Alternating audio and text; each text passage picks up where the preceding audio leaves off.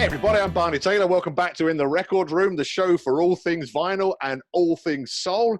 If you're enjoying the episodes, I'd love it if you could subscribe. We're really trying to grow this platform, and simply adding your name to the growing list of subscribers really helps us develop and keep bringing out these stories. Talking of stories, I'm joined by DJ, collector, and producer Ross Fitzgerald. Ross, welcome to the show, and how are you? Barney, I'm good. Thanks for having me. It's an honor, a real honor. The honor's all mine. And listen, we came, I think we've known each other on Facebook, but then how is that really knowing each other? But you came down to D8 a couple of years ago, 3 years ago, I think. Probably, and played a set for us. And ever since then, it's always the same when you put on a night. You never really get a chance to chat with anybody. Normally I'm standing by the door, worried about people not coming in, and then you're up and doing your sets. So I'm really pleased that we're actually having this opportunity, despite the pandemic, to just chat about all things soul, because it's fantastic to be able to. We don't have music blaring in the background or someone calling you away or whatever. So it's a good chance for a one-to-one. Absolutely, Ross. Listen, we'll begin at the beginning because this is where I like to just start. So perhaps you might just start by telling me how you got started in kind of listening to soul, and then how you went from listening to collecting. I mean, it's an organic story in that I found Northern Soul rather than it finding me. You've had previous guests on who had an older brother or a friend or who had a club in their city that they could go to. But I grew up in rural East Cork, so there was no such thing as soul. I was lucky in that when I was a teenager, we had a good local music scene. The grunge thing was happening at the time. So a lot of my friends were in bands, and a lot of the local youth clubs and stuff put on gigs. So, there was a reason there to go and see music or have an involvement in the scene. Also, my dad was a professional musician for 30, 40 years. Wow. So I grew up around music, so I always knew I would have some involvement in music somehow. I didn't know what my path was going to be. So I guess you start off by hearing Motown on the radio, and you think, oh, that sounds good. In the 90s as well, I was into the house scene, rave scene, breakbeat scene that was happening, the Big Beat Boutique and Fatboy Slim and that kind of stuff. Yeah. And like you've been saying with previous guests, I mean, you're never happy to leave it at that. You find out that these records sample breaks from old soul and funk records. So you say, okay, well, I want to hear that record. What does that sound like? And then you start kind of delving deeper and deeper. The analogy I draw is that it's like having a grader system. Some people end up, at the top of the grader. They're happy to stay there. I like the Supremes. I like Motown, whatever. Yeah. Some of us start to fall down through the grader, deeper and deeper and deeper. Maybe we stop at a certain level. But I think anyone that you're kind of having on here to talk about goes deep and goes all the way down, and that's just the kind of person that I am. I started getting into bands as well, like Jamiroquai and things like that. Again, bands that I didn't realize had an influence from, the 60s and 70s. But again, you delve in deeper.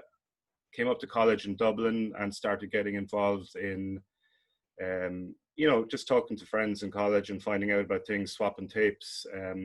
Being from Cork, I used to get the train home every Friday. Yeah. So I go into the newsagents in the train station and get a magazine. I used to read the music press religiously, be it Vox, Q at the time, Select, Melody Maker. And I've been racking my brains trying to think where I first heard of the concept of Northern Soul, and I honestly don't know. I honestly do not know how I know about Northern Soul, how I made the step from just knowing about Motown and Stax and Atlantic to Northern Soul. It must be that there was a feature in one of those magazines one week that talked about it, and I drew the connection between being into the club scene, being into house music, and seeing, well, there's this whole thing that went on, way in the past. Up to then you might think, oh, clubbing only started in the mid to late 80s, but actually no, there was this whole other scene in the past, and you just delve deeper in. My stroke of luck came, it turned out my first job after college, it turned out that I was working alongside none other than John Dunn. Oh, very good. Okay. Yeah, Yeah. yeah. So I was into Northern Soul at the time. I didn't know Yeah. there was a scene in Ireland. I didn't know what it was. I just knew I liked the music. Yeah. I was listening to a Northern Soul CD in work one day, and John passed by and happened to look and said, "Oh, you're into Northern Soul." I said, "Yeah. Well, I like the music." And he was like, "Oh, well, I'm into Northern Soul. I DJ'd as a scene in the city." And I was like, "What?" And that was it. That's where it all really kicked off. John invited me down to, at the time there was a lull, we'll say, between the end of the Dublin Soul Club, which completely passed me by, Yeah. and the startup of Sleepless Nights in Yeah. the early kind of 2000s. Yeah. So there was a couple of things happening. There was a few charity gigs going on at the time. So my first Northern Soul night was a charity gig in, I don't know, one of the hotels in Harcourt Street. Yeah. That I think Danny was involved in. So that's the night I met Danny and Paul Davis, who's a good friend of John Dunn's, and Yes. people like that. And that was the first time really that I heard Northern Soul being played out, and beyond what I had just listened to in my own kind of CD collection, that kind of thing. And I mean, again, that was just the night that hooked me. You hear these records and you have the soaring backing vocals, the strings, the driving beat behind it, and you think, like your other guests have said, like, oh well, where's this been all my life? It's interesting as well, isn't it? Because what you also would have encountered, all of the people you're describing that we all know, it's passion as well. You would have met people who suddenly can bring your passion into their space and say, well, that thing you like, we love it too. And so, Yeah, no, I mean, very influential people. So it's a yeah. very interesting kind of story. So you went from isolation to full kind of assimilation in some ways. Yeah. There was a good thing kind of happening at the time in Dublin. They had a weekly afternoon session on I think it was a Saturday afternoon in town. Went between a couple of different bars, whoever would kind of like have this. Yeah. I think it was the Soul Heaven, I think was the first one, and there was various kind of iterations of that over the few years before Sleepless Nights took off, and it continued on after Sleepless Nights started up. So, that was kind of run by people like Joe Moran and I think Carl Mitchell and Brian Dunn. Yeah. So you'd go down to there every week, and it was a great opportunity just to get to know people, listen to records. It was fantastic, and you didn't have to commit. If you could only go down for an hour if you were in town, Yeah. you could pop in, have a pint, catch up with people, swap a tape, see who's bought what new, and see what they're playing. Yeah. So it's a great way for people as well to introduce new records in, and it gave a bit of an impetus to the scene as well, which kind of culminated, or at least fed into the startup of Sleepless Nights then eventually as well. Yeah, I mean, I kind of, you're making me really wistful describing these things. Having a pint with other people and playing records. Imagine it that. sounds so last it's so millennium, far away. doesn't it? But it's really interesting. So what kind of made you take the step to, because the big issue when you fall through the grader, as you're describing, is you start collecting. And then that becomes another rabbit hole, and it's like Alice in Wonderland, and you just keep. So how did you go from, listening to buying? What kind of prompted that? Because I know you have quite an interesting collection as well. So it's not. I mean, it's again, I was kind of a teenager of the 90s, and vinyl really, it was a DJ tool essentially. You didn't have people going out and buying their latest release on vinyl really, unless they were a DJ or a serious collector. Yeah. For me, the kind of interest in vinyl that started off with my dad. He had he was a country music fan, so he had old country music LPs in his collection. And yes, again, it's just like, you're an 8-year-old child, and something fascinates you just about this, piece of plastic that you can put on a turntable, and you just, even the almost the alchemy of it, like how does the sound get from this through a little needle out the speaker, and he had a little collection of 7-inches as well, again mostly country music, right? But there was one in there which was an Isley Brothers release on Major Minor. I Turned You On was on one side, and I Know Who You've Been Socking It To was on the other. So it was I Know Who You've Been Socking It To was the one that kind of caught my attention, kind of a mid-tempo funky soul number, which I still kind of play the odd time, and that grabbed me. Yeah. And again, I started buying records in the kind of 90s, Yeah. just being into the house and dance music scene. It was just, you know, again, I was reading the likes of DJ Magazine and Mix Mag, and it just seemed like the natural kind of thing to do. You know, I didn't know what my purpose was. I didn't know, was I into DJing or what? I just felt I needed to get this stuff on vinyl. And, you know, you start kind of building up a little bit of a collection, again, putting mixtapes together for your friends in school and college, and then it goes from there. And obviously then finding out about Northern Soul and the importance of vinyl within that scene. You tie all the things together. I'd been collecting records anyway. I've been into clubbing. I liked music, and then Northern Soul came along, and it kind of tied all those things together. And I guess from then on, I kind of had a twin or a dual life of one side continuing on with collecting around the kind of club scene and a broader scale of collection, and then the other side of going down purely Northern Soul and DJing at Northern Soul nights. So there was kind of two prongs to my kind of existence from then on, from 2000 on, I will say, you know. Yeah, I mean, it's interesting, of course, because the records you're describing that you were collecting, if you find the right moment at the right time, they fit into the scene anyway. It's not as if they're so separate that you can't. I mean, we've all been at really great nights where someone slips in a track that's unexpected, and it really, really works, because everything is part of a lineage, isn't it? In terms of what you're describing. So you had been collecting anyway, and then you started collecting, because I mean, I'm guessing certainly one of the things I've always found interesting about soul collecting is the obscurity of things and the discovery. So was that part of this impulse for you, looking for things that... It was, and in a way it was almost drawn from the other side, from kind of DJing more on the wider club scene. And, you know, there wasn't as much of an emphasis there on having rarities and originals, and some of the lads and ladies that I was DJing with, you know, were playing records off, you know, LPs or compilations, and which was fine. But then I was able to show them, oh, look, I actually have this, you know, I have it on original, you know, and it in a way it gains you a little bit of like, I don't know, we'll say respect or notoriety, that, you know, you've taken the time. And it's the same for anyone who's DJing on the scene. You've taken the time to chase down this record. You've, you know, maybe given up, sacrificed something to be able to get the money to buy this. You've had to find it. You've had to be able to afford it, to justify spending the money on it. And you need the original. And for me too, it's almost have a connection with the original artist or the original time in which that vinyl was released. It brings you back. Having the original piece of vinyl brings you back to when that it actually existed in a shop somewhere in Detroit or New York, that somebody thumbed through the release at the time, picked it out of the shelf. You know, it's a little time capsule essentially, and it's more, we'll say, a more representative time capsule of that record in its place and time, as opposed to having an MP3 or a reissue or having it a track on a compilation. And that's what it was for me, you know.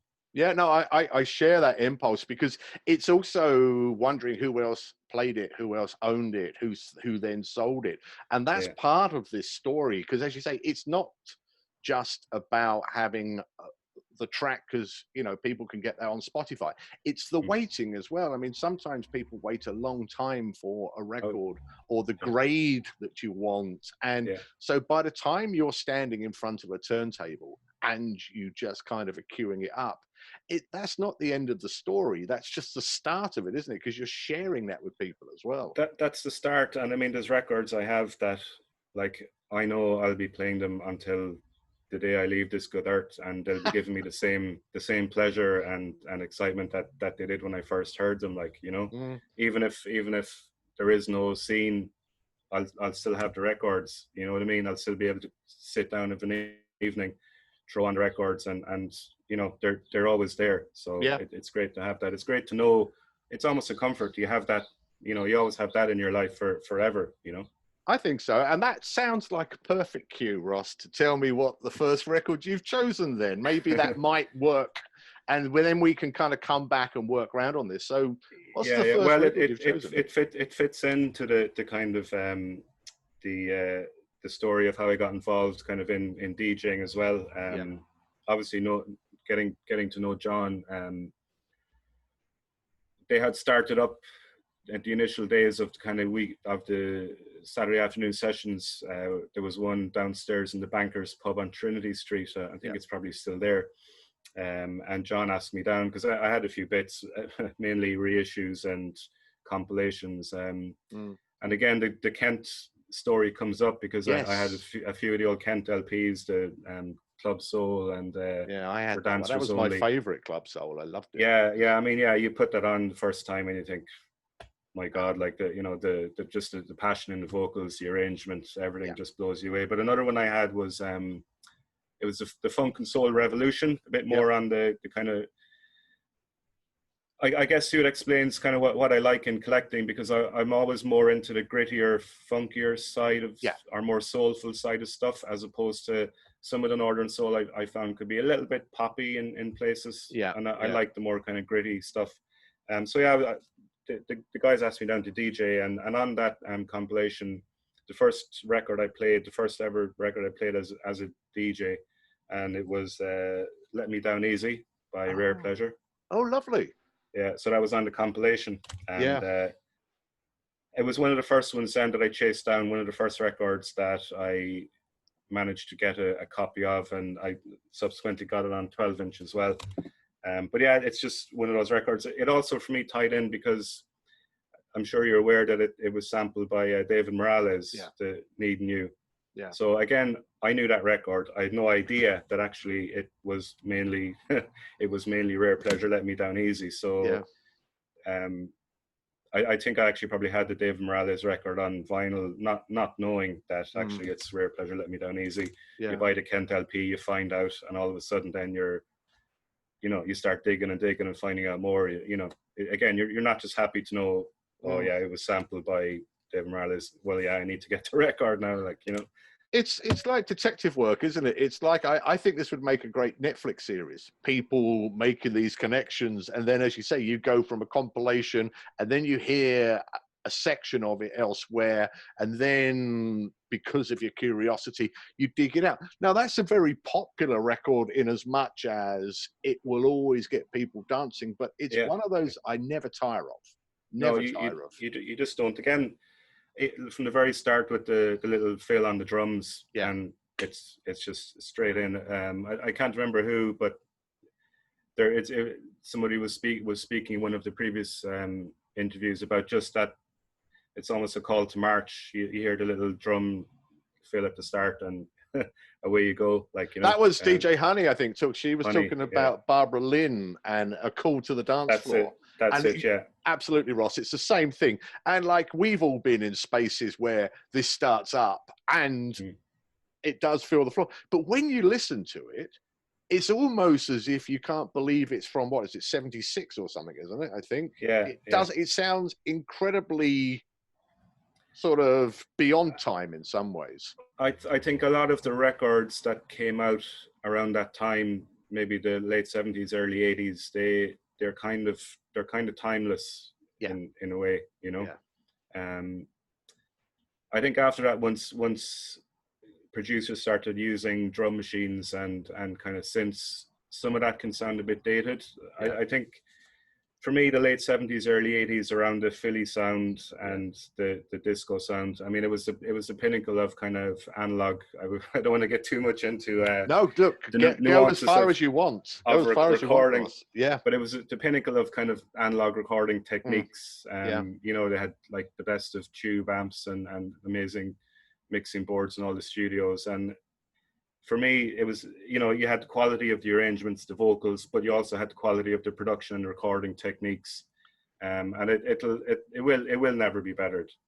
No, and the timelessness of those records, I think, speaks to that, I think it does. You're right. There's a warmth as well to this kind of stuff, isn't there? But also there's a tradition, because when you're starting off talking about Motown, it's an industry, and it's a collection of experts who are all brought together and who, in many occasions, are the best in their field, and they're all concentrating on these single projects. And you hear that. I mean, it's an extraordinary. You hear right from the early days of Motown. You know, you had people writing, you know, records that were classically trained, that were maybe jazz musicians really, but they needed to make a buck, and so they brought all that musicality and technique into it, and you know, it gets mixed up then with just the energy and the passion of soul music. So yeah, the 60s and 70s, in terms of production, in terms of arrangement, in terms of songwriting, I can't ever see it being matched, you know. And it's such a privilege now to be able to still be able to hear all that music and still be able to collect it and buy it, you know. Yeah, no, I think so. And also in these kind of strange times that we're in at the moment, I think there's something really important about celebrating expertise and celebrating the pinnacle of ability, because a lot of this is overlooked, and we're in a kind of global climate where experts are not to be believed. But actually, if you look at arts, if you look at film, if you look at music, some of the people, you know, in the backing bands and things were the best there had ever been or could ever be. And that needs to be, we haven't forgotten, but I think in this age that needs to be celebrated and spoken about. And these are incredibly talented men and women, as you say, from a wide range of backgrounds. And so understated too at times, like, you know, like James Jamerson, like one of the greatest bass guitarists ever for Motown. But you know, like his bass lines, they're well written, but they're not. There's no over embellishments. There's no, you know, you didn't have slap bass techniques back in the 60s. But there's something about just the way he played that just drove on all the records that he played on without. You know, without needing to be front and center in the arrangements. You know, it's just the driving thing at the back end. And again, I think that's points to the success maybe of Northern Soul, the 60s as a genre and as a dance genre, in that, you know, you do have these amazing arrangements, fantastic drum beats and bass. Just there driving the whole thing on, not needing to be left out front and center, but just there and pushing the whole thing on, you know. It's interesting also because most people would know all of these bass lines, but a lot of people wouldn't know the names of the people playing the instruments. But also the other thing that I think that's really interesting is they were just doing a job. They were being paid to be in a studio for 6 hours, 8 hours to produce 3.5 minutes. So this notion of fitting into a team is important as well, I think, but and beautifully fascinating, incredibly talented men and women with the humility to know that it wasn't about them as well, I think. There's so many, you know, stories like that, stories of people that are involved in records and you know, were multi-million selling records, and you know, they got their $30 or whatever for the session, and that was it. But you know, it's their guitar lick that you know, sells the record to you, and or sold the record to the buying public at the time, you know. And it's good again with the likes of YouTube and things like that. There's you can kind of look down and you can search and you can find interviews now with a lot of the people that are involved with session musicians on stuff at the time, and at least they're getting some recognition these days, you know. Yeah, I think so. I think also it goes back to what you were saying earlier. This is why it's so important to find the source and buy the original, because you are also continuing the story of these people. And, you know, especially with the more obscure stuff, because I always imagine a group of friends pinning their hopes on something being a hit, and it isn't. And at the time, they may have only recorded one track, one single. That's exactly what we all obsess over. But at the time, they would have been profoundly gutted that it didn't kind of, you can imagine, can't you? But I think that's why not buying reprints is so important. Yeah, I mean, it is it's a good way to start off collecting. I got a lot of reprints and reissues at the time. It was just great to be able to have, you know, the records on vinyl. But again, I like that as you go in and maybe as you start to DJ, you kind of realize. I think Jordan would talked about it in his where he was playing Eddie Parker, you know, bootlegs, and you know it there are people who have gone before you that have sacrificed a lot to get these records, and you need to kind of respect that, like, you know.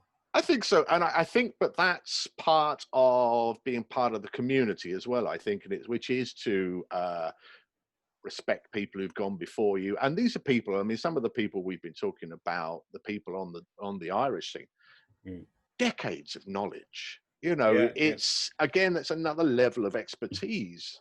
And I think the Irish scene is particularly unique in that, like, there's never has been or never will be a full-time Irish Northern Soul DJ, you know. Yeah. So you can't do 3 gigs a night in Ireland and make a living and get money to buy records. Yeah. You know, these are all, we're all amateurs that, you know, do it for the love of it, and Yeah.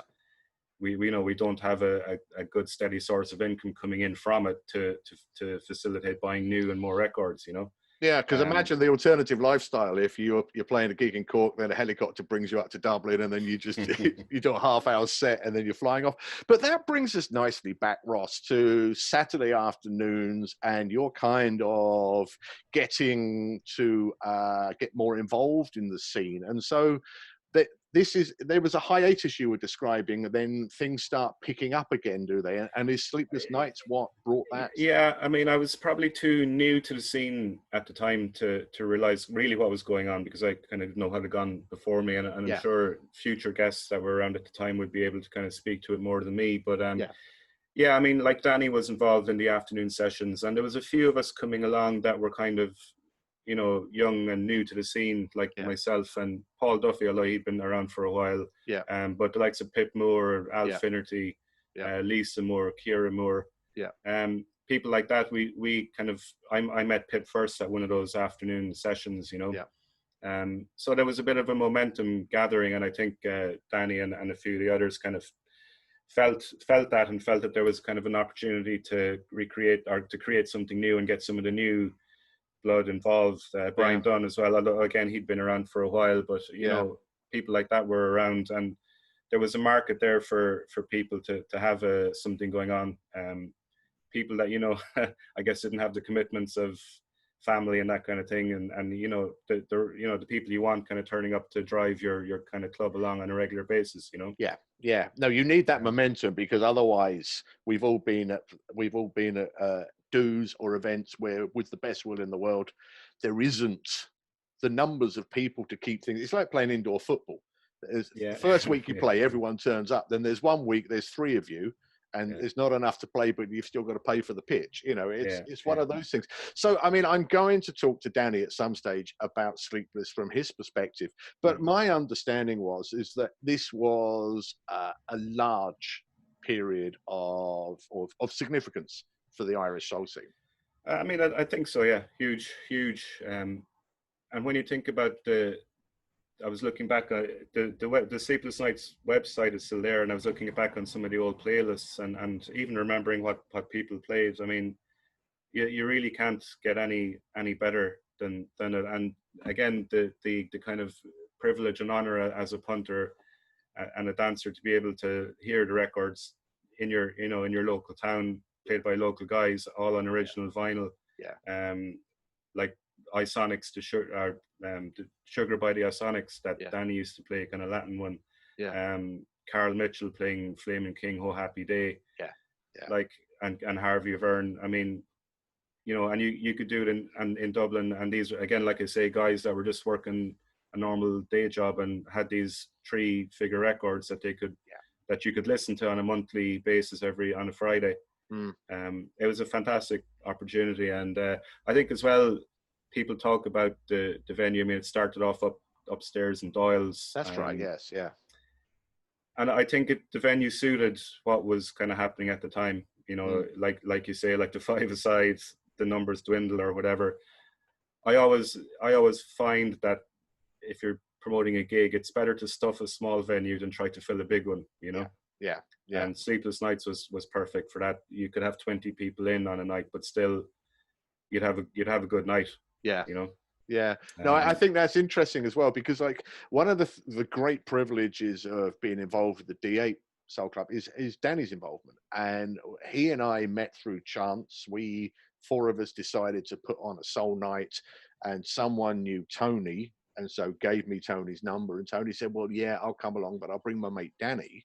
And then it's been a real privilege, because a lot of the things that I think went into Sleepless Nights, we have tried to hold dear at D8. I mean, especially the breadth of music and Yeah, also the OVO thing. I mean, but like yeah, I look at the playlist that you're describing and I just wish I had been there, because I mean, it would have been an extraordinary kind of opportunity to hear these things. And I, you know, I know Danny's collection, or I know some of what he's got because he plays some of it at DA. It's got an extraordinary collection. I mean, yeah. It's stunning fantastic. I mean, records. yeah, it's their collections that rival anything anybody has in the UK, you know. Yeah, And you always find that, I know you've talked a lot about kind of Cleethorpes and the 100 Club, and you always find that when you get any of the Irish guys or girls going over to DJ in the UK, they more than hold their own with with the locals. Like, you know, they have the records to yeah. hold their own, definitely. Like, and as I say, it's great to be able to hear them in your own kind of backyard, you know. I think so, and I think it's important as well, because what it means is that, I mean, you know, putting the pandemic to one side, the scene has survived, continued, evolved, developed, but to my mind is as strong as ever. And I mean, Yeah, I've only been involved in the last 4 years, but in the short time I've got to know people, there's still that same level of enthusiasm. There are some great nights, there are some great clubs, there are some great DJs. Pal City do some great things. It's yeah, really, I mean, obviously I'm coming into it later. I know that circumstances change for everybody, but for my sense, it still is powered by that same passion that you would have encountered earlier on. I yeah, think. yeah, exactly. Yeah, I mean, like, passion, passion is the word, and the passion is what keeps us going. I only hope that with the pandemic and the lockdown, that hopefully there's a good rebound afterwards, you know, and that it kind of fuels some good kind of passion once I think we, people are going to be ready to go to a night. I don't yeah. think you'll have any problems selling a ticket. I mean, I have no idea when it's going to be. Mm. I'm thinking nothing's really going to happen till next year now, Yeah, who because, knows? Yeah, I mean, because the point of this, and you're describing the top of Doyle's, you've been to the club where we had D8. The point of it also is you want small, intimate venues because that adds to the atmosphere. But nobody's going to yeah. go down into a small, intimate venue now at the moment. You'd run a No, mile. no. But you know, we've never had the numbers in Ireland really to kind of justify either long, you know, regular weekly gigs, or, you know, massive 1,000 capacity venues, you know. No, But no. more part to it, it's more kind of a organic scene, you know. Everybody knows everybody else, and Mm. yeah, you know, you get together in a small room and you listen to the records, and to be honest, I get as much, if not more, enjoyment out of listening to the local guys and girls than I do from the guests that come over from the UK, because they, you know, you know their records, you know what they have. You've heard them before. You've heard them in the context that they play them in. Yeah. They know the crowd. They know that, you know, who they're DJing to, and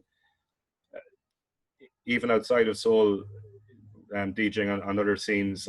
Again, I always liked the local guys and girls, because they, you know, they knew how to play, and they knew how, you know, what the local Mm. crowd wanted, you know. Mm. And like that, again, you know, you knew the records they had, and they knew when to play them, and, you know, happy days. Yeah, no, I agree entirely. And I think because that's also part of, and one of the things I've discovered is it's about inclusion. It's such an inclusive scene. I mean, Mm, you know, from nowhere I got involved. I have not met anybody who has been unfriendly or unwilling to, you know, yeah, no, it, accept. And I think that's really crucial, isn't it? And it yeah, is the same in other scenes, but I'm not talking about other scenes because I haven't become a blow-in in other scenes. I've just sort of, you know. yeah, yeah. It's fantastic, and really, like, I owe my life to the likes of Danny and John Dunn, Paul Davis, Joe Yeah, Moore, and yeah, you know, the people that see somebody new, and you know, I think Paul Duffy talked about as well, just, you know, take you under their wing, and show you the ropes, and do a few mixtapes for you, and get you down to play your few records, and, you know, it grows from there. yeah, And yeah, the selflessness of it all, yeah. and, you know, the willingness to kind of share and get people involved, like, it's yeah, it's fantastic, you know. It is. I mean, and it's something that I've since discovered when I invite people onto the show. People are just very happy to kind of tell their story, because to me, at the bottom of all of this, it's the story of friends, music, connections, landscape, geography, history, all of those kind of things. Before I get far too existential, why don't we move on to your second record, Ross? What have you chosen for your second record? And maybe you might kind of situate it within your journey. It does fit in. It does fit in, Perfect. yeah, because when I kind of started DJing and collecting, I was probably known more as a modern soul DJ and collector. Yeah. The reason being really for me that those records kind of spoke to me. Plus a lot of the big records were quite affordable to be able to chase down.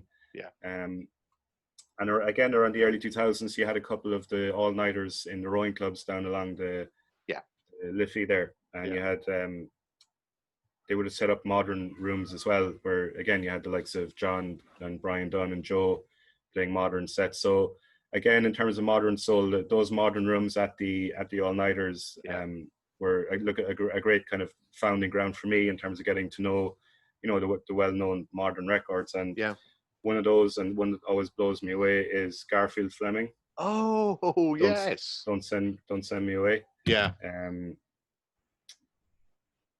It's one of the records again that you hear for the first time, and just again for me, the passion of the vocal, the arrangement, the kind of shuffling disco beat without being, disco per se. And it's one of the records that they were playing at those modern rooms. And again, you listen to it, you think back to when you were there, and you think like, oh well, this is it. This record is giving me this feeling now, and I know that I will have this record and this feeling for forever.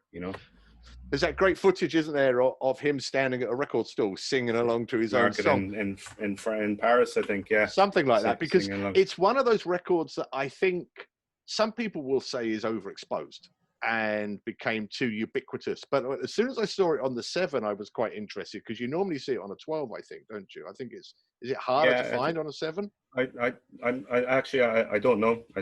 Okay, but to my mind, it's another one of these timeless records that you just kind of like, because a lot of people probably stopped playing it because they feared it might be, or they might be accused of it being overexposed. But I would happily. And like for me in terms of this, and in terms of choosing records, like it's one of the ones that it sends you down the rabbit hole as well. It's kind of one where you hear it for the first time, the DJ puts it on, and you're like, oh, I have to go up and find out what this is. Immediately the next Monday morning, you're onto eBay, kind of trying to find it. Can find it. What's it worth? Where do I get it? Can I find a good copy? Back then in the early 2000s, it kind of was scouring lists or getting onto eBay in the hope of trying to find something. And like other people have talked about, you get the list, you try and ring up or send an email and try and see if it's still available. Oh no, sorry, it's gone. Sorry, no, you'd have to wait for the next list. No, it's very interesting though, isn't it? I remember Tony Hannon talking about writing things down and making notes as well.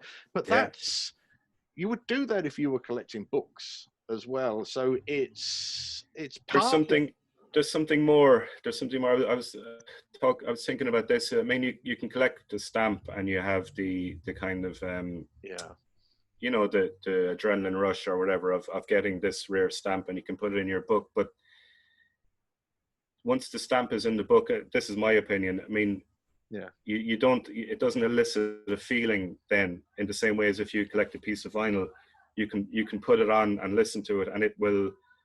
It will give you those emotions back. It will give you the hairs on your neck. And again, the fact that you own it, and now you can play it and put it on, and anytime you like, you can take it out of its sleeve, put it on, and have a listen to it. There's something more. It gives back more, I think, than a lot of other kind of obsessions or collections. I think so, and that's even before you've actually played it to other people. So the thrill you're describing is on your own turntable, but then that is kind of exponentially increased when you play it and there's 60 people looking at you, and then that's Yeah. part of the joy, I think, isn't it? It is, and part of what I like is kind of finding the record that kind of makes people's heads turn up and say, "Well, what's that?" And it's what I liked about, and I still do about the scene. It's kind of hearing that record. It's the best record you've ever heard, but you've never heard it before. Yeah. It's getting that feeling, that record, being able to put something on, and somebody kind of turns around and say, "Oh, what's that? That sounds good." It's a beautiful description of the best record you've ever heard, but you've never heard it before, because that's what it's about, isn't it? And it's those three moments where, and it goes from something you're very familiar with, which still gives you a thrill, to something you've never heard before, and then it starts the curiosity going, and then, as you say, you have to ask. But the beauty is most people will tell you, and happily tell you. Oh yeah. I mean, I don't think there's ever been a maybe one or two cover-ups on the Irish scene, but certainly not in the time I've been involved. I don't think there was ever, a cover-up. And there's records people have, and it's their record, and you're you might buy it for yourself, but you won't buy it for yourself to play out because that's Joe Moran's record, or it's Karen Mitchell's record, or it's Tony Hanlon's record, or whatever. They got in there first in a way, and they kind of proved their love for the record by chasing down getting the original, and it's like, okay, well, that's yours. I'm not gonna go near it. And that's very interesting, though, isn't it? That kind of mutual respect, because it means that there's no competition, and people aren't trying to outdo each other. You can imagine that everyone builds up their own collection, then and everyone has their little piece of the rock, we'll say, and then it's up to people to kind of go and find the new records that people haven't heard. The little obscure one, or the one that hasn't had its day, the one that's kind of been maybe filling collections, and maybe somebody didn't flip over to the B-side, or people passed over a record because it has a silly title, but actually it's a fantastic record when you listen to it. And it's the ones like that then you try and find and try and kind of bring out and break to people. No, you're right. I mean, I spend my entire time on Discogs. If anybody posts anything on Facebook, which has been quite a nice repository for things, first thing I'll do is I'll look to see what else the person has done. Then I may go kind of up into the 70s to see if it's, something that, and then what I always do when I'm doing this kind of wormhole stuff is I often cut and paste it back into Facebook to see if anybody else has posted it. It's not a reliable way of knowing whether a record is interesting, but because so much is posted to Facebook, it can make you think, oh, well, maybe, this is the one that nobody knows, it's the one I can throw and on. Look, and why are we still, it's like Indiana Jones and the Temple of Gold. We're still always looking for that record that, as you say, might just surprise someone. Yeah. That's what it's all about. It's kind of what I like to do. Get in around the kind of 20 to 50, 60 euro range in price. Yeah. The ones that are bubbling under, and kind of see, well, can you get this one to kind of take off, And I think the answer is, Ross, you can. There's still enough music out there, I think, isn't there? You can, and the scene evolves. Like you mentioned Pow City, and I think that's been a great injection of kind of new records into the scene, down the kind of more funkier edge, but still keeping the soul and the kind of danceability within it, and it's kind of stuff like that I'm kind of really chasing down at the minute. I'm assuming, like everyone, you still have a long want list that you are working through, or are you someone who has a couple of wants and that's it? I have a long wants list, but there's obviously very few that I can afford. Yeah. You always put this £300 record on your wants list just in case it pops up somewhere. You never know. You never know. I remember there was one time I was looking for a copy of Ted Taylor, Somebody's Always Trying. Okay. And I just put in a search on Google. This is maybe, I don't know, 15 years ago, maybe 10, 15 years ago. And a copy came up in some obscure, like backwater record store in, I don't know, wherever, Alabama, for $6. And I said, oh, great, this is it. Emailed them. But unfortunately, someone had got there. They just hadn't updated their listing. Someone had got there before me, But there's those stories of finding that little gem just tucked away in a job lot, or even tucked away in a record shop. I know a lot of the guys have good stories about finding some nice records in Dublin at the time, back in the 90s and whatever. there's always that little hope that you'll find that little gem for a price which you can afford, you know. And then you can bring it to wherever you're going to play it, and then you can see what happens. Now, if no one likes it, you put it back in the So be it. box, and then you bring it back out in a So while. be it. But you know, you like it. I mean, I don't buy anything because I primarily buy it because I like it, and I think other people might like it. I'm not going to buy something because I think, oh, that might sound good, or somebody might like that. You know, you have to have the passion for it yourself. I think so. And then you want to try and share that passion with other people. It's like anything. If you do anything for anybody else, like if you write a book with an audience in mind, it's never the book that you should have written. And so, absolutely, you buy these things because they mean something to you, and then that's where the passion is shared, because you're in a community where people respect your collecting and your passion, and then reciprocate it. And I think that's what keeps it so vibrant and so alive. I also think that may be a great opportunity to fold in your third record, because we're kind of moving around in these circles. So, and again, what you're doing nicely is kind of positioning them within your history. So thanks so much, Ross. Yeah, just to kind of wreck that that whole positioning. I mean, I have 3 more here, but I know you're allowed to have a couple of honorary mentions. A lot of my choices maybe aren't that obscure or rare or expensive, but they're the records that mean a lot to me. And this is a record that means a lot to a lot of people. It's SOUL, or Soul, This Time Around. Oh, lovely. It's that record that probably everybody has, but not everybody plays because, you know, it's a £10 record or whatever. But like for me, that record, it just punches way above its weight. And again, for me, I always come back to it, but it's the passion of the vocals, the arrangement, the recording. It's got kind of a Latin feel. It's got a very strange beginning where like the bass and the guitar, they're playing against the record, if that makes sense. They're not playing what you would expect the bass player to play. He's playing different notes within the scale, not the root note, and the guitarist is doing the same. It's almost as if it's a different record that they're playing to. But then the whole thing just, I don't know if they planned it or not, but the whole thing comes together for the chorus, where the vocals come in, the guitar and the bass go back into the root note of the song. The strings come in over the top, and Larry Hancock on the vocal.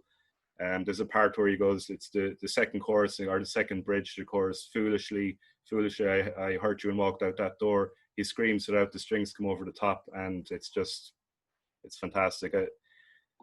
When I got the record, I didn't even play the whole record. I just played that little bridge into the second chorus over and over again, because it's absolutely perfect, you know.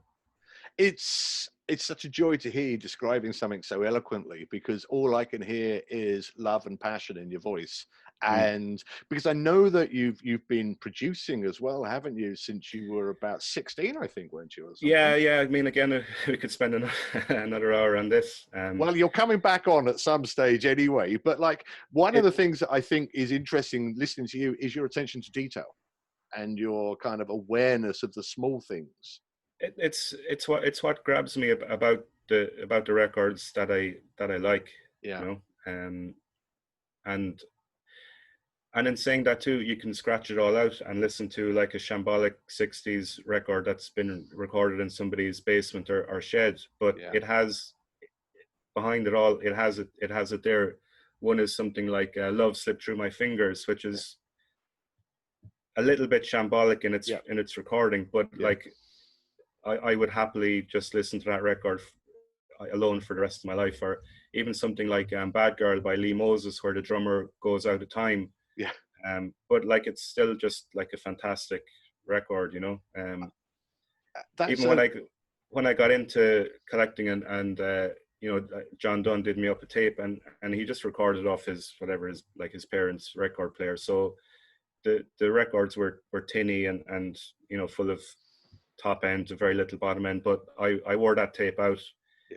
Like, it was about a 45-minute walk for me to work, so I put on side A on the way in and side B on the way home, and it didn't have to be perfect. The record kind of stood there for themselves, you know. Again, the arrangement, and it just, there's something about it grabs you. I don't know exactly what it is, but something grabs you. And you know, we're fortunate that we're kind of part of it and to be able to share it. I often, not to sound patronizing, but I often wonder, what do other people do in their lives to get this kind of enjoyment, you know? I think that's an interesting question. I mean, there are so many things that you're bringing up. Mixtapes. We should have a show about mixtapes because Mm. for most people, that was their entry point into some of the more esoteric stuff or some of the things that they hadn't heard before. But I think also this description that you have of it being, it's consuming. It's all consuming in some ways. We all have lives, we all have families, and yet we have this other life as well. And Mm. I think that I mean I asked the same question: what would I do if I didn't have this? And I think the answer is I don't know the answer to that Yeah, because you it's just don't know. You can't imagine what the alternative is, you know? well, you would have to erase 30, 40 years of your life. Yeah. And, if you did anything else for that, I mean, imagine if we had done karate for 40 years of our life, we would Mm. be world-beating experts. But that's what's so interesting when I talk to people like you that have been collecting for years, have this depth of knowledge, and have a collective depth of knowledge that you share with other people. So there's this gathering of minds, and it's just quite. I think I don't want to sound like I'm 12, but it's quite awe-inspiring listening to people like you Oh, describing yeah. fragments of records, Mm. Mm. and I think, and especially the point of it being that it's a cheap record that Yeah. most people have, but that doesn't diminish its impact, its value, which Yeah. isn't monetary, it's everything else, isn't it? Yeah. I mean, and look, just even the contribution of that record to the discourse, Yeah, to the world, you yeah. know. I mean, it's overwhelming, like, in a way, you know. Yeah, no, I think so. Now you've got a couple of honorary mentions, Ross, have you? There's things like there's things like the car stairs. It really does hurt me, girl. It's a red coach, white one. Kind of going just Is that, I mean, I don't, one of the things, I mean, it's a fabulous record. One of the things I have discovered is a lot of labels don't matter anymore. When we're involved in events, people don't, I know they have rooms and you have modern rooms. That isn't always something that matters to a lot of people. I was going to say with that record, that's quite a traditional yeah. record. But even It, when I use the word traditional, I don't really know what I mean. no, I mean, I suppose it's far from traditional in the purest sense, you know. Yeah, And at the time, it probably came along. I think it was probably Ian Levine that introduced it, and it yeah, was, you know, it wasn't a '60s stomper, but yeah. it kind of, probably one of the records that brought the scene from kind of Wigan into. It's probably the reason why we're still here now and able to talk about it and still have a scene. Yeah. Because it would have probably petered out if they were just looking for up-tempo 60s stompers all the time, you know. Yeah, yeah. No, I think And so. Go on. the good thing about this record too, it's another one that transcends to beyond Northern Soul. There was a series, or at least a book and a compilation about 15 years ago that Bill Brewster put together. Last Night a DJ Saved My Life. Yeah. And he had this on it, you know, and I think that kind of opened up that record to a wider audience as well. And it's kind of been put down as well as a proto kind of disco record, although I don't kind of quite see it but that way. But you know, it kind of shows you that there's legs to a lot of these records outside the scene as well. And it's a good way too of introducing people into the scene in terms of, well, you know, the car stairs, well, that gets played on the Northern Soul scene, and you know, trying to put people in that way, you know. Yeah, I mean, I think absolutely. And to my mind, when I was using the word traditional, I think it's one that you might hear, and that is a familiar one. I mean, it doesn't diminish from it. I mean, I think it's a fabulous record. I wish I had it, and I don't. So, but it's. Yeah, well, I mean, you say familiar. Sometimes familiarity breeds contempt, but sometimes familiarity is it's a comfort blanket as well. It's an absolute comfort, and also it's a guaranteed floor filler. You could every time there you go. It's the funny thing about this record. Actually, John used to play it in Sleepless Nights, and there's a lot of breaks in the record. And obviously the soul thing is to clap along on the breaks. But for years I actually thought, because the claps were so precise and on beat, I actually thought they were part of the record as well. If that makes sense. It does make sense. Yeah. So when I actually chased down the record and listened to it, I actually realized that, well, this is actually because so many people are just clapping so tightly on time with the record in the venue. It actually sounded, I actually thought it was part of the record. It turns out it's not, you know. I think that's the other thing about an involvement that people have, an investment with this music, that actually like the clapping you're describing, you were making me think of Duke Browner, which people used to clap along to as well, didn't they? But there's something about participation. You don't just dance to it, you can sing along to it. You're sharing that moment with whoever puts it on. Yeah, exactly. And John Dunn is the perfect person on the decks to kind of to bring that interaction between the dance floor and the DJ. The other thing at Sleepless Nights was famous for was counting 1, 2, 3, 4 at the end of the break of Jimmy Fraser of Hopes and Dreams and Tombstones. Yeah.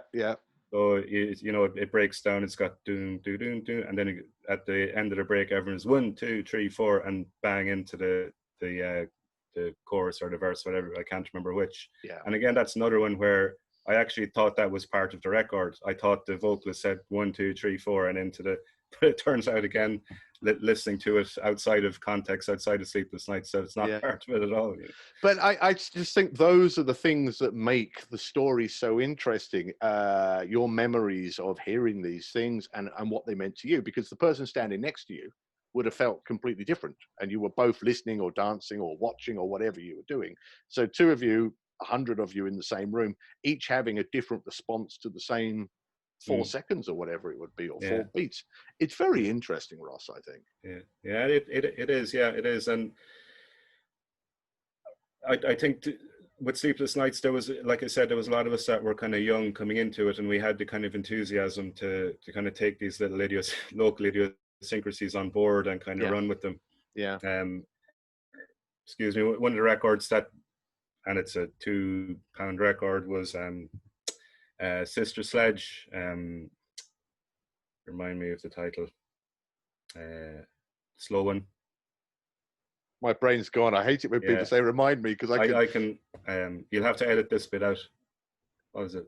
No, if anybody's watching and they can remember it, then just leave a note in the comments.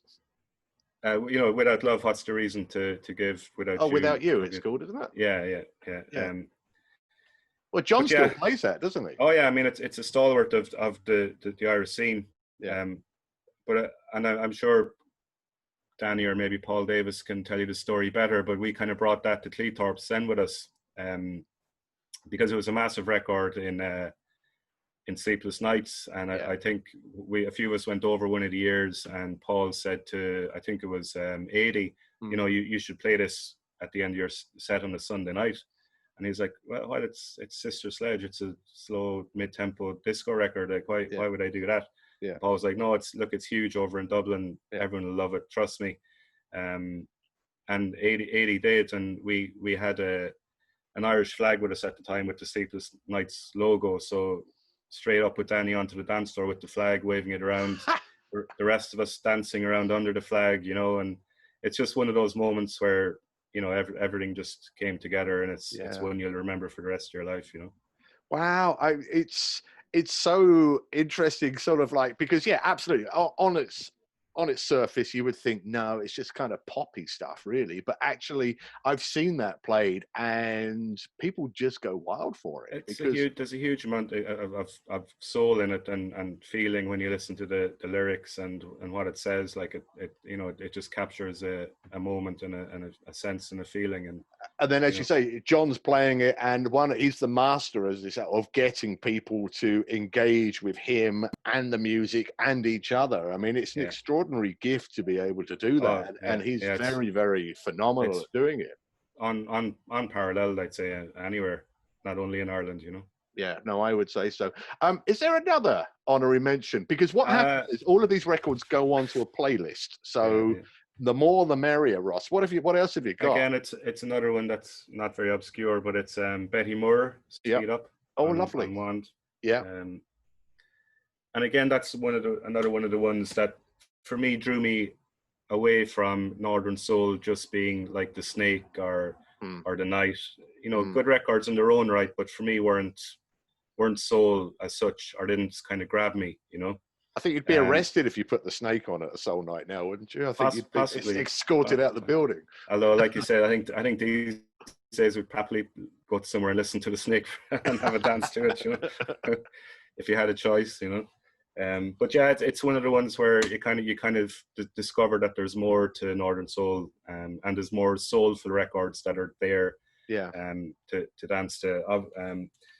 Funny thing about this record for me is that the actual kind of the lyrics, it's actually quite humorous and funny, you know. Yeah. It's not a serious record, but yet the vocal and the production behind it is quite serious, you know. She's just talking about I think her fella won't dance and she wants to win a dance contest. That's what I get from it anyway. Yeah. And maybe there's a deeper meaning, but again, for me, the kind of the soulfulness and the funk behind it for me is what kind of drives it on, you know. It's a great record label as well. I mean, there's some amazing stuff that came out on it. As soon as I always, that's why I like people holding up the records, because it's the artwork, it's the all of it. And then as soon as you see Wand, you then start thinking of the ones you've got or the ones, but it's a great record. And, you know, it's okay for it to be not obscure. I mean, and that's one of the beauties of this story, because none of this is about being elitist. Some people have the most obscure records, you know, had Greg Belson talking about records that nobody had ever seen, but he's just so humble about it. Everybody, there's a humility to collecting, I think, which prevents people from becoming, or the records becoming weapons that people can use to put other people down. Well, you don't have this. Never ever seen that. Never likely to see that. It's so refreshing, I think. No, and certainly in Ireland too. Like the scene is too small. You know, we can't afford to fall out, because if you fall out, then no, but there is nothing then, as you say. I mean, there is no scene if you fall out of it. Because I mean, you know, there's times where, you know, maybe you're not into modern soul, a DJ sing a modern soul set. Well, fine, go to the bar and have a drink. You know, the next guy or girl will come on and they'll be playing sexier. You know? And I think absolutely, and also most of anything I've gone to and anything we've had at DA is there's such a range of music that can be played anyway that everything is going to be possible. So okay, maybe that bit of modern isn't really what you want, but like, you know, who knows what's going to come next? I think that's one of the other beauties as well, that people are vibrant enough to not just all be about, now that's what I call Northern Soul Volume 27. Yeah, exactly. And as well as that, then the nights are a chance to catch up with people, and more than anything else, like, you know, people you might not have seen for months or years or whatever, like, you know, so you can have a chat, catch up with people, and come back to see what's going on the dance floor. Oh yeah, you know, someone's playing this record, grand, off I go, like, you know. Well, I think in the changing circumstances of our lives, getting older, having families, moving away, those opportunities become more important when we get them.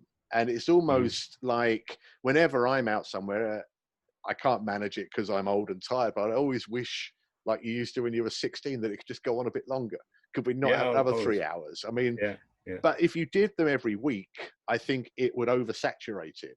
So you have to find that balance, don't you? Yeah, I mean, like Sleepless Nights was perfect, because while we were young, we had other things going on. So you could go once a month on a Friday, and you almost didn't want, be it John or Danny normally ended, you didn't want them to play that record, because that record meant that it was time to start finishing. Absolutely. Up, but then you know that the next month, you know, you get to do it all over again, you know. So listen, Ross, I'm going to say to you that actually I'd love you to come back on the show. I really want to do something about mixtapes, and I would love to get you involved and have a longer conversation with you about things. But for the moment, because of the beauty of your story, I think this is quite a nice place to end. Yeah, so listen, it's been an honor, Barney, and to be honest, I feel like a complete imposter here, looking at, you know, who you've had on previously, and